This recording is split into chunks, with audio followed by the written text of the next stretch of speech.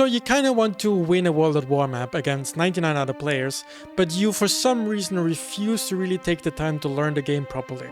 So you wonder, what doctrine should I build? What country should I take? Let's have a look. So at first I have one big group of countries that I really do not recommend to use when trying to maximize your chances to achieve a solo victory.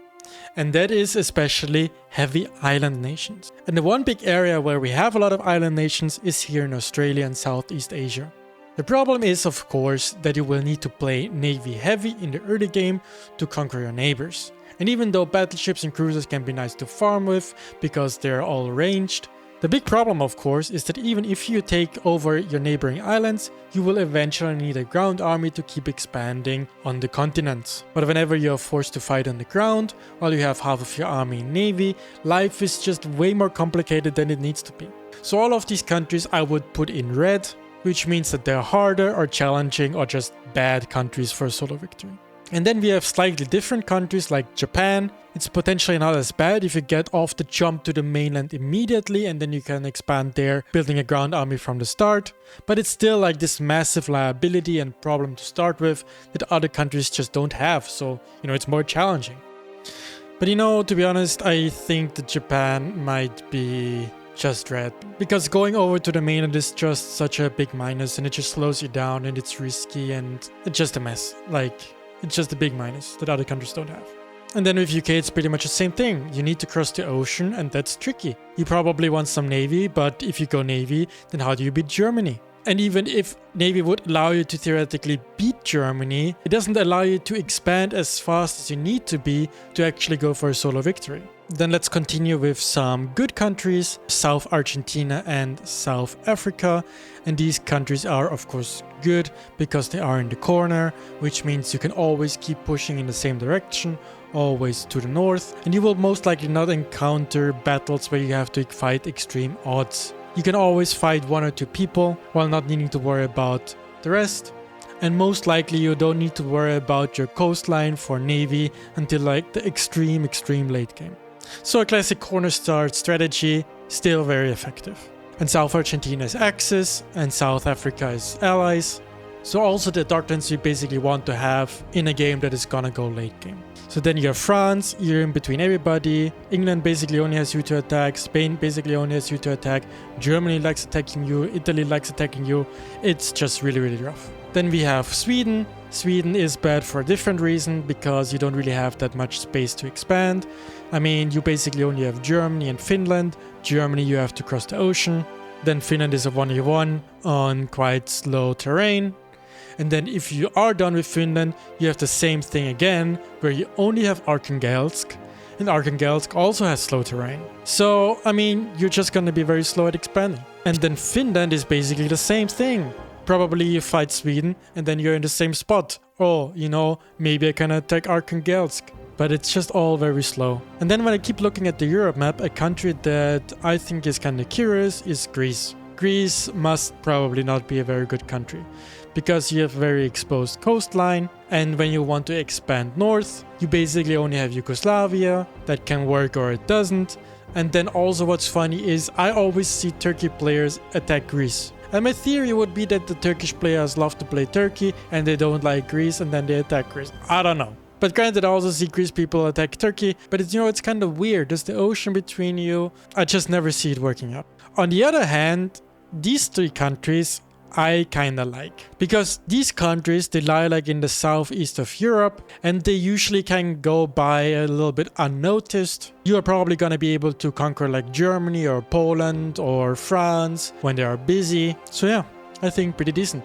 And then we of course have Germany and Poland. And Germany is quite a decent country, especially if you look at the AI countries that you have on day one that you can expand into. That's quite a big economy boost. But of course you are Germany and everybody really notices Germany a lot.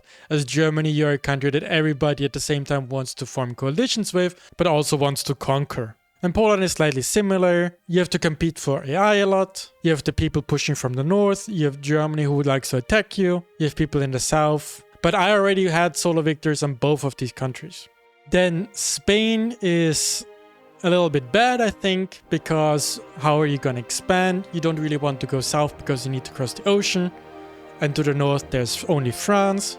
And then you basically only have one AI in Portugal. You don't really want to cross into Morocco. At least it's high effort. And probably when you attack France, you're gonna meet Germany halfway in France. Just not what I would pick. And then there's Italy, that is slightly better. Because while you can attack everybody, nobody really has the goal of attacking you right at the start. But you still have very exposed coastlines. You have mountains to the north, so still not ideal. So then I would like to talk about the Asian countries. I think here it's important to highlight what doctrines these countries are. And we see a bunch of Pan-Asian here. And you know, there's a lot of Pan-Asian lovers. And you know, to some extent, speed equals fun. However, you know, Pan-Asian, I think, in these circumstances is a little bit tricky. Because if you spawn here as Pan-Asian against a lot of Pan-Asian, what's your game plan? Every Pan-Asian player is gonna mass strong offensive melee combat units. So if you're gonna fight strong offensive melee combat units with your own strong offensive melee combat units, you will eventually run out of steam. At least the probability of you running out of steam is substantial. And at the end of the day, you know, everybody says, and I believe so too, that Pan-Asian is an early game doctrine. But what's the point if all the early game is being used up in fighting other early game factions at the same time? I mean, it kind of goes to waste. Now, if you can unite all of Asia, you are probably in a very good spot to take over the rest of the game, because usually there aren't good players in the Australia Islands. And then you can just push west and finish the game. However, I think in this case it's more the problem of getting there. And then of course you also kind of need to worry about your coast. And then there are the island nations that want to land on the coastline. You're surrounded by Pan-Asian everywhere.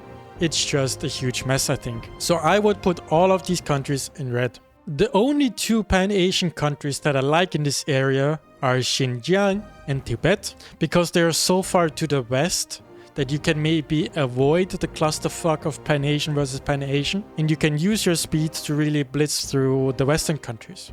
I think these two countries are also kind of red. They're all still very much in the Pan-Asian versus Pan-Asian battlefield. And then maybe these two countries are sort of yellow, because they are a little bit further outside. They have room to breathe, but they still need to worry about what's going on there. So another country that I see a lot of the time have a lot of success is this Maranhão. And it could be like sort of coincidence. I don't really understand why. I mean, it is sort of in the corner. You're not going to have anybody cross from Africa to South America in the early and mid game. So you're a little bit more in the corner. I would need to try it out, but I'm mostly giving it a green because I often see them be strong in the games I play.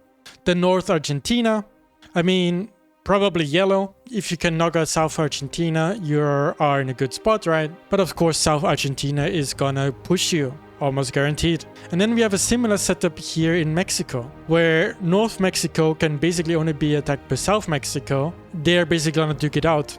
I think the only problem here is that even if you win that fight, you're still in the middle of South America and North America. So you do all this fighting and you don't even have the position after that. Yeah, I think not that great. Like if you're North Mexico and there's a good South Mexico, you're kind of screwed over. And if you're South Mexico and there's a good North Mexico, you would then maybe have to expand south, which is really, really bad. And then there's the Caribbean, which is another one of those island nations. I wouldn't even know what you would do at that point. You probably just drop Florida, or I mean here South USA, and hope for the best. But I mean, that's not a good strategy in my mind. Another country that I see having a lot of success usually is Upper Volta, and then the other two countries to some extent as well. Then here in the south, I think also Madagascar is one of those island nations. You have to first jump to the core land to fight there. And I think the other people are just gonna have an easier time reinforcing. Then another country that I think is also pretty good, Southwest Africa, which has the Axis Doctrine and is basically in the same situation as South Africa. And then maybe here another country that I would label is Mongolia, because you are inside all of the Pan-Asian stuff without even being Pan-Asian. I think that's not a good spot to be in. You're probably gonna spend more time worrying about staying alive than actually expanding yourself, right? So I don't think it's recommended. And then it's basically the point where I don't really know a bunch of these areas that are left out right now. I never really played in those areas. I don't really have any opinions on those areas looking at the geography, looking at the doctrines. So I'm gonna put them all in yellow. So all of these Russia countries are yellow. All of Africa, I think, is yellow. All of India is yellow. All of South America here is yellow. And all of this USA is yellow. Except the 2 countries here in the northwest. Because here again, you basically have a corner store strategy where you can just push into the south and east. And it should be a little bit easier to take over the continent because you don't have to worry about your western front.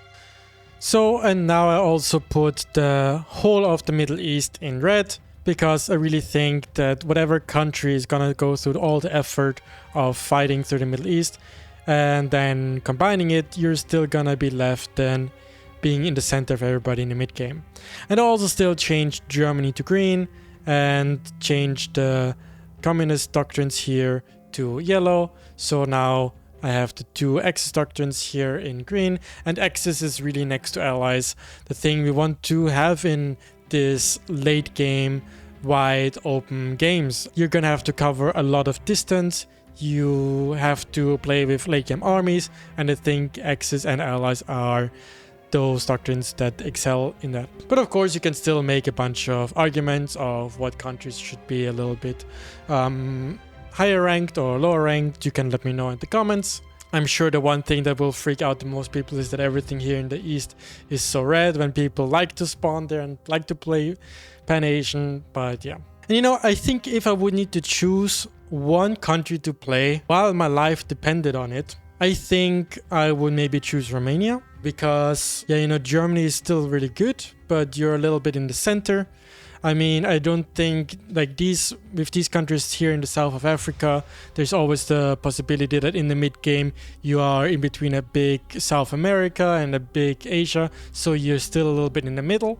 And with South America, it's gonna happen that maybe you have to land on Africa, else you're gonna lose the game to a big coalition. The same with North America. And I really think like in the mid and late game, you would ideally want to either be in Europe or in Asia. Asia is probably the best part because usually people don't really cross from America to Asia, so you would be safe in the back here. But also people don't usually port too much from North America to Europe. That only happens in the extreme late game. Usually people port from South America to Africa. So I like to play in Europe because you have a soft border here in the Mediterranean, you have a very hard border here in the Atlantic, and then you can constantly keep pushing further east and slowly take over the world like this. And if Africa is weak, you can also push into Africa. So yeah, I wouldn't have known what to say about that in the start, but I really think, yeah, you know, maybe Romania sounds like a good country to me, yeah.